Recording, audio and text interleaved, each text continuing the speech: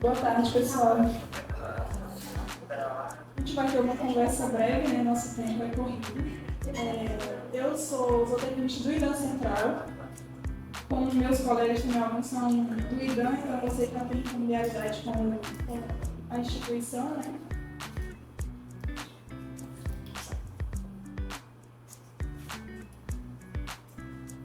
Minha formação é em zootecnia, eu sou mestranda em ciência animal e recursos pesqueiros aqui pela UFAM atualmente e sou especialista em vigilância sanitária e qualidade de alimentos também. Na minha atuação profissional, desde que eu formei há 7 anos atrás, sempre foi nesse setor pecuário, e aí eu trabalhei tanto no Maranhão como no estado de Rondônia.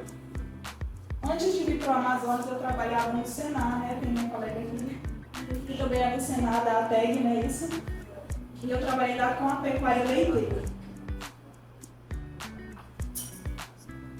Qual que é a relação da zootecnia e a extensão rural, pessoal? O conhecimento em manejo, nutrição, melhoramento genético de rebanhos, ele agrega na promoção de políticas estruturais voltadas para o setor agropecuário. Para falar em extensão rural, assistência técnica e extensão rural, é importante que a gente entenda esses conceitos de FINATE, PRONATE e ATE. Tá? A Lei 12.188 de 2010, ela modifica uma lei anterior que instituía, né, a política de extensão rural, de assistência técnica e extensão rural. E aí vocês podem pesquisar, se tiverem interesse, para buscar mais sobre essa política, tá? Tem a Política Nacional de Assistência Técnica e Extensão Rural para a Agricultura Familiar e Reforma Agrária, que é a PNATE, e tem o Programa Nacional de Assistência Técnica e Extensão Rural na Agricultura Familiar e na Reforma Agrária, PRONATE. O que é o IDAN? Ele é a instituição que realiza a ATE, a Assistência Técnica e Extensão Rural.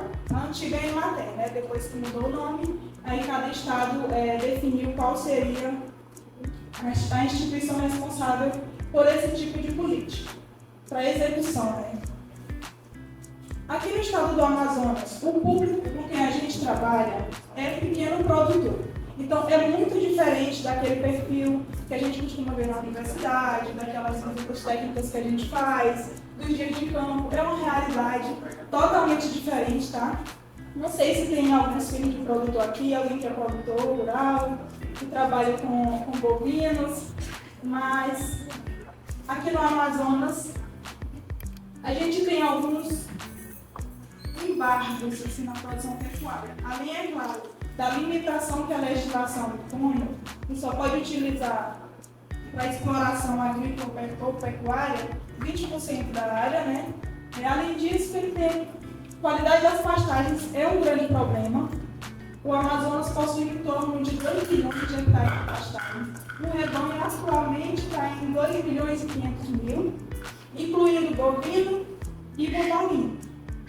Quando a gente observa lá no site do IBGE, ele não está atualizado, é de 2021, se não me engano, só que a gente pega os dados atualizados da ADAP. E aí, como eles recebem a notificação das vacinas e tudo mais, a gente consegue acompanhar de forma ali mais precisa. Essas pastagens apresentam, em sua maioria, algum grau de degradação. Para ser mais exato, 40% delas apresenta aí um nível de degradação intermediária e 7% de degradação severa. O perfil genético do rebanho também, eu me refiro desse público, da pessoa. É claro que existem propriedades que já têm melhoramento genético, já trabalham com raças puras, está muito mais tecnificado. Eu estou conversando aqui sobre o público de ATE, que a gente já tem.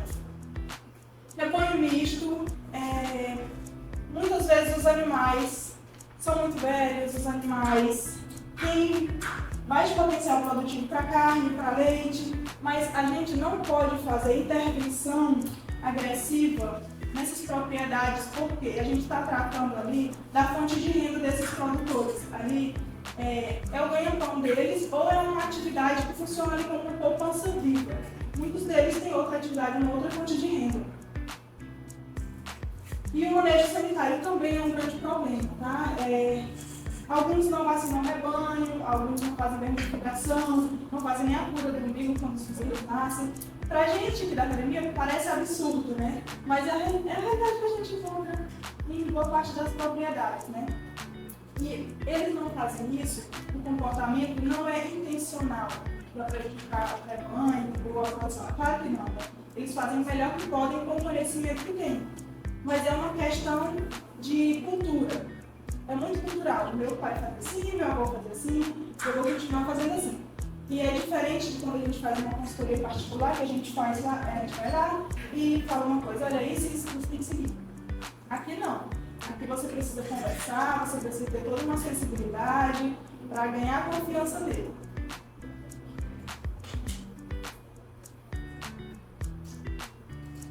Quando a gente é extensionista rural, uma coisa que a gente não pode deixar é de entender o nosso público. Então a gente precisa estabelecer uma relação de confiança com eles, a gente precisa conversar muito com eles. Chega no produtor, primeiro, ainda mais a gente que é mulher, zootecnista mulher. Primeira coisa, faz amizade com a esposa do produtor para não gerar nenhum ciúme. Isso aí é fato. Então, estabelece uma relação assim, de amizade, até de confiança, pergunta o nome dos filhos, sabe? Isso é muito importante. No Senar também tem esse rito, né? A gente precisa, porque a gente vai ser um profissional que vai estar ali com certa frequência, né? Então você precisa ter essa proximidade com eles.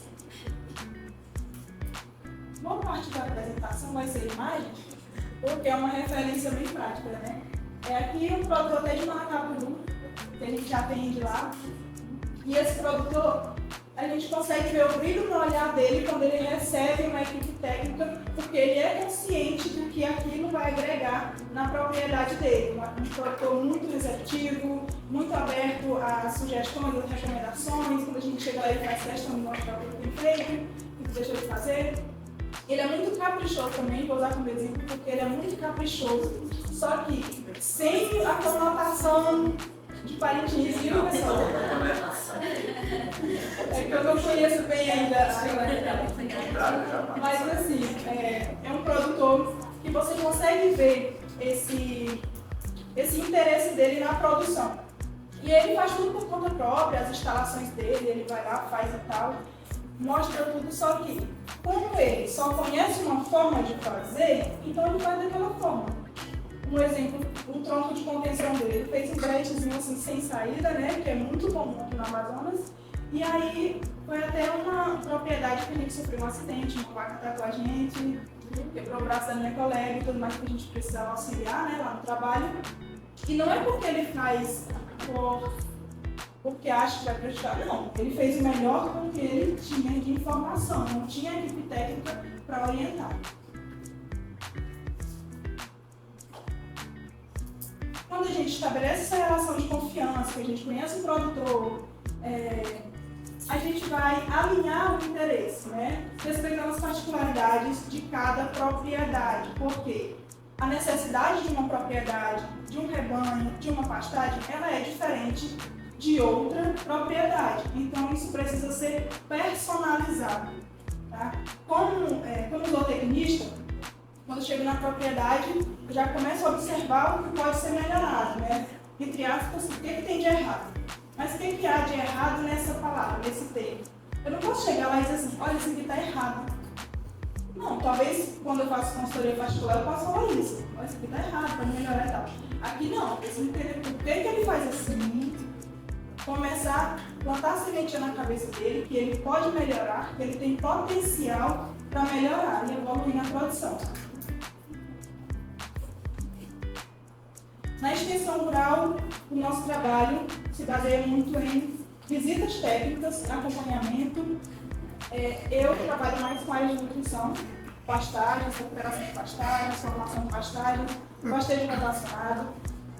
E aí a nossa orientação técnica e demonstração de métodos que otimizem o desempenho produtivo, seja da pastagem, seja do rebanho. Tá? A gente implanta algumas unidades demonstrativas, que é uma metodologia de ATEM, que o MIBRA tem, e aí, na implantação dessas unidades demonstrativas, no caso de pastejo rotacionado, a gente faz desde o zero, tá? A gente pode formar a pastagem ou a gente pode subdividir uma área que ele já tem plantada. Tá? Quando é para formar a pastagem, a gente começa desde o CAR, o Cadastro Ambiental Rural. Pega ali uma referência de coordenada, coloca no QGIS ou em outro programa, pega a área, verifica ali qual que é a melhor orientação, a gente define a área com o produtor, vai lá e começa do zero. Análise de solo, seguir na coleta e interpretação, recomendação da adubação, calagem, né? Depois, na parte do plantio, teste de germinação da semente. Depois aqui foi uma demonstração de método na aldeia de Parintins, no município de Parintins, não, de Presidente Figueiredo. E aí o produtor, ele queria muito aprender, o senhor Bigode, que está na primeira foto pequena, mas ele queria muito aprender a fazer isso, jogar o quadrado ali, cortar, ver aquele teste de nascimento, né, verificar o nascimento, a germinação, e depois medir, depois pesar, ele observava tudo e às vezes ele filmava para verificar depois como era que fazia. Tanto que foi excelente assim, o desempenho dessa unidade demonstrativa, ela é referência aqui para a gente. Também em dias de campo, que é outra metodologia que a gente adota na extensão rural. Nesse caso, a gente voltou na propriedade, depois de alguns meses, quando a pastagem já estava formada, subdividida, que os animais já estavam pastejando, fizemos o dia de campo e apresentamos os resultados, né, que é uma das características de dia de campo. Apresentamos os resultados e eles ficam satisfeitos e serve como referência para a comunidade, para a visitação de quem tiver interesse, de estudantes, de produtores. Ali também a gente recebe visitas de produtores de outros municípios. Com frequência, a gente vai em Figueiredo, com grupos de produtores, para eles observarem como funciona. Tá? A partir disso, existe a prospecção para esses outros municípios. Demonstração de método com capineiras também, curso com capineiras, mas na penúltima imagem foi um curso ministrado em Itapiranga, e depois do curso teve um produtor que doou as mudas da capineira, né, do Capiaçu, para que outros produtores que estavam participando do curso conseguissem adotar também. Então tem essa coisa da solidariedade nessas metodologias em grupo.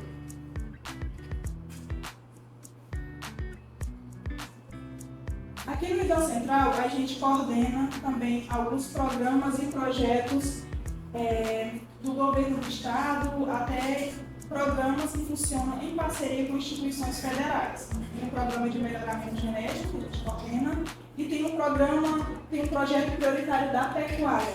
Esse projeto prioritário, basicamente, são incluídos 22 municípios do estado do Amazonas e existem algumas recomendações, orientações específicas para esses municípios. Tem metas, né, claro, tem técnicas executivas dos municípios e tem uma política específica para cada um deles. Uma das metodologias são esses cursos ministrados. Na próxima semana a gente vai ministrar um de produção de silagem, produção e conservação de silagem, no município de Silves, para um grupo de produtores, 40 produtores, e aí não só desse município, mas de municípios vizinhos também. Tá? Toda vez que a gente faz uma metodologia dessa de grupo, em algum percentual ela tem sua eficiência, né? A gente precisa ser consciente de que 100% dos produtores não vão adotar, tá? Não é 100%, o alcance não é 100%, nem aquela recomendação que você faz específica para a propriedade, não é certeza que ele vai adotar. Mas no mínimo ele vai sair ali com aquela semente encantada de que existe potencial, de que existe algo além daquilo que ele já conhece.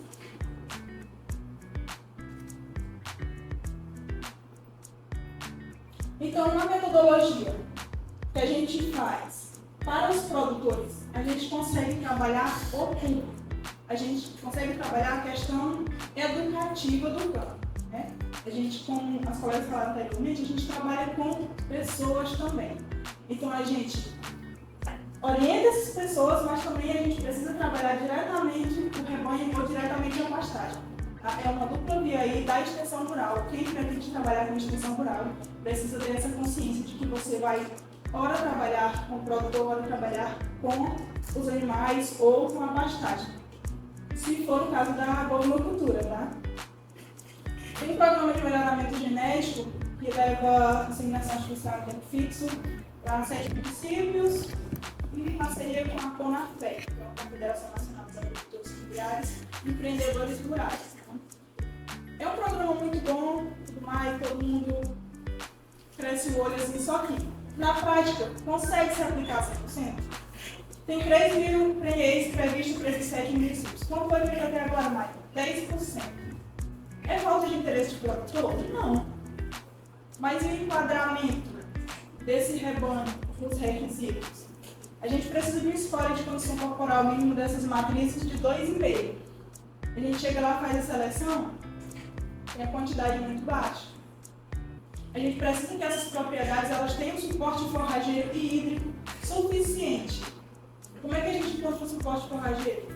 Naquela situação da primeira pastagem lá da foto, que nem dá para categorizar como pastagem, né? É mais um cultivo de mato, de planta daninha. Essa é a situação prática que a gente vive na extensão rural no Amazonas.